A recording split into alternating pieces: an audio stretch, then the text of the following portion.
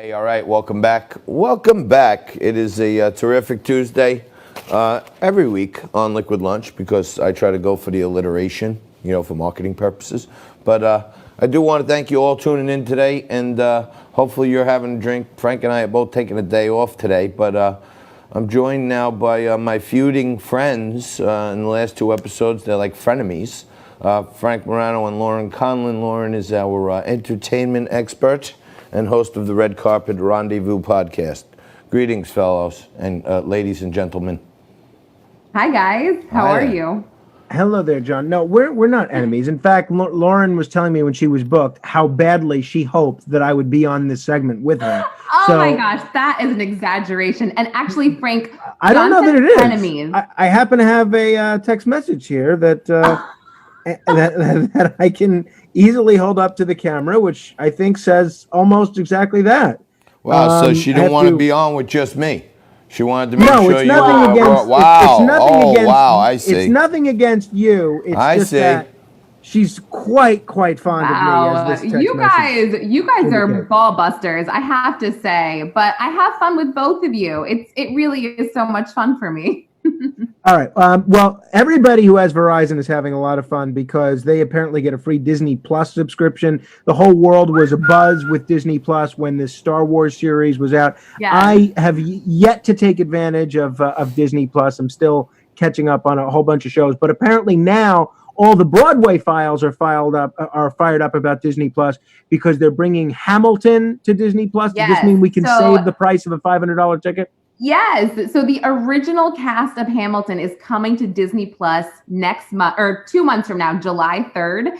It is, I'll say from experience, I've seen it 4 times. I'm insane. It's a great show. And I actually was blessed enough to see the original cast 4 years ago, 5 years ago, whatever it was. So everybody is really in for a treat. They moved up the release date because of the pandemic, which is so incredible. So everyone's going to get to experience Hamilton in their own homes with Lin-Manuel in July. Yay! I can't wait. That was sarcastic. Were you supposed I want to see it. In other news, I'm sure a lot of people will want to see it. Were you expecting a different reaction from Frank and I that you're wearing red eyeglasses, which is a new addition to the ensemble? I've had some weird allergies being in New Hampshire, so these help a little bit. But if you guys aren't feeling them, then I'm never. No. I like them. I like them. No, it's a good look. It's a good look. I didn't know if you were, breaking into a new type of character. That's not a bad idea. That's not a bad idea. So, Lauren, I was interested to hear your most recent podcast where you talked to Shireen Pimentel from the Broadway revival of West Side Story. I haven't seen, obviously, the Broadway revival, but I've heard they change a whole bunch of stuff and make it a whole bunch more politically correct. Is that true? Yes. So it's a brand new show. Ivo Van Hove, he really pushed the limits with this show. There's a lot of social media involved. There's a lot of just gritty things. And it's a gritty show to begin with. I don't know if you know West Side Story, but there's, there's murder, there's rape, there's death. It's a show that goes there. And it's like our show. What's that? It's like our show. Yeah, exactly. It's like Staten Island, I guess. Yeah. Just kidding, guys. Lauren, but really. Oh, wow. She goes right to the Staten Island card. No. She's up there in Bernie Sanders land. But Lauren. It's a show that pushes the limits to begin with. So, it didn't get a chance to really fly yet. They had just opened in February, and then they were forced to close in the middle of March with the rest of the Broadway closures.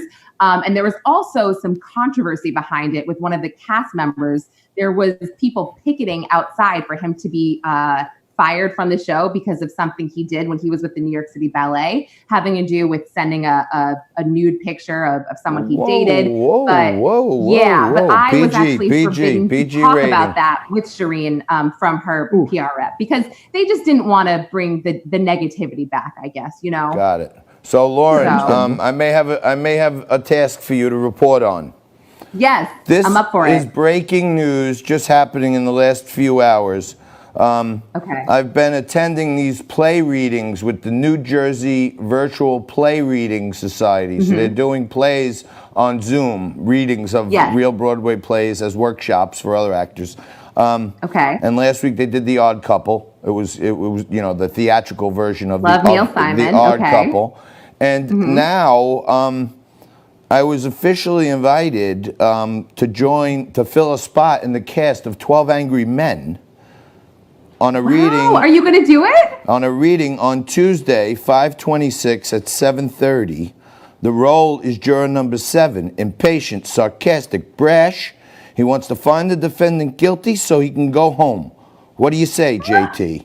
So I will be playing juror number 7 in New Jersey virtual play readings next Tuesday. So maybe you want to review it. This is really exciting, John. I think you need to share the Zoom link on your Facebook so we can all see you in action. I hope that this theater group is asking for donations or something if they're a community theater group. Right? Yeah, they're running a comedy fundraiser. That's why they invited me in. But getting back to when Broadway does eventually come back, I see a lot of shows won't be returning, including Frozen, which I actually saw, which was pretty good.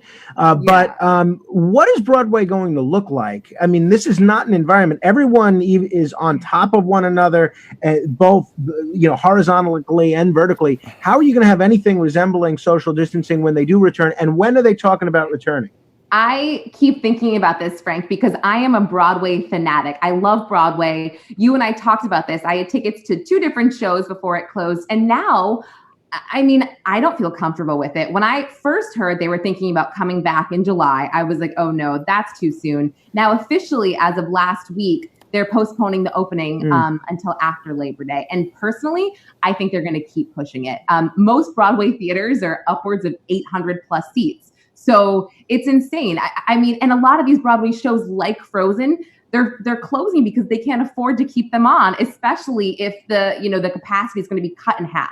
So to me, I have no idea what the future for Broadway holds. I think that off-Broadway houses are actually in a much better spot because off-Broadway houses hold between 100 and 500 people. So people are probably more likely to go to those theaters.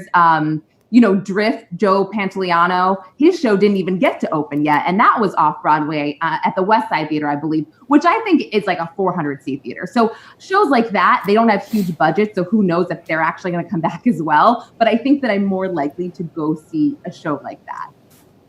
Got it. And what about, I know you wanted to talk a little bit about Broadway star Nick Cordero, who seems to be recovering. Yes. So Nick Cordero, a Broadway star who actually is in LA right now. He was doing Rock of Ages, but it's so crazy. Coronavirus did hit the Broadway community very hard. Casts of Moulin Rouge, Company, coronavirus was just spreading through those casts. One of the ushers at a theater got it first, I think, and then it kind of spread to the Hangman cast as well. But anyway, back to Nick Cordero. He's 41 years old. He was in a coma since March. Wow. It gets worse. He was in a coma. He had blood clots, and they had to amputate his right leg because of these blood clots. So he has a wife, a 10-month-old baby, and they had a hashtag Wake Up Nick. Every day around 3:00, they would sing his song that he wrote on iTunes, and it was like a whole thing. And then as of last week, he actually woke up. And sorry, my phone's ringing. Is that your phone? Unbelievable. Yeah, You talk about unprepared. You're supposed to be a professional. You can't be bothered to silence your phone for 10 minutes that John and I are good enough to give you to talk about this legless actor. Give me a break. Okay.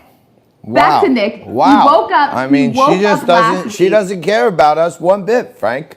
We are so irrelevant to Lauren Conlin that she can't even mute her phone.